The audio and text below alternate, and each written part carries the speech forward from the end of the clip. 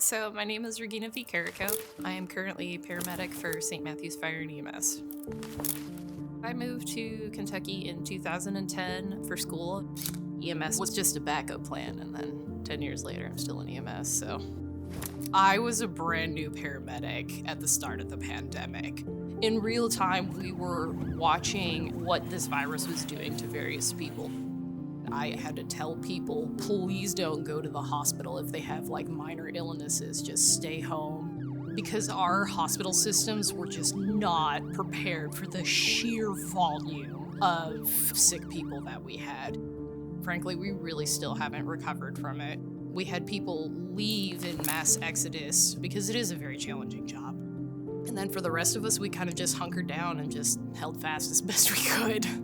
We all like to say what we're going to do is we're going to adapt and overcome. It was terrifying, but half of me is also partially glad that I was thrown to wolves because otherwise I wouldn't be the paramedic that I am today if I wasn't thrown with those challenges.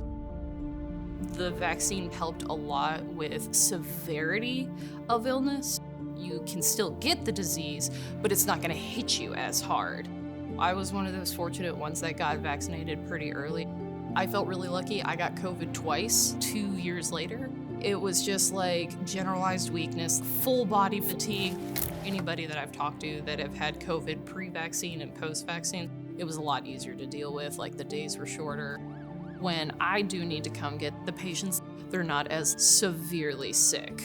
It's just kind of gone back to the wide range of things that we can kind of come across because there are a lot of things that can make us really sick. I really push forward for patient advocacy.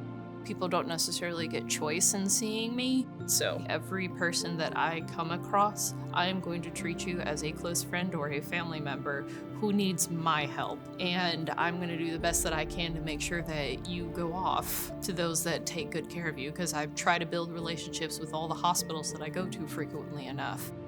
A lot of people in the 20s, 30s, and 40s don't realize that they should be seeing primary care physician once a year just to make sure that there's nothing funky in blood work or, if their vitals are out of whack, like they gotta make sure that those things are okay.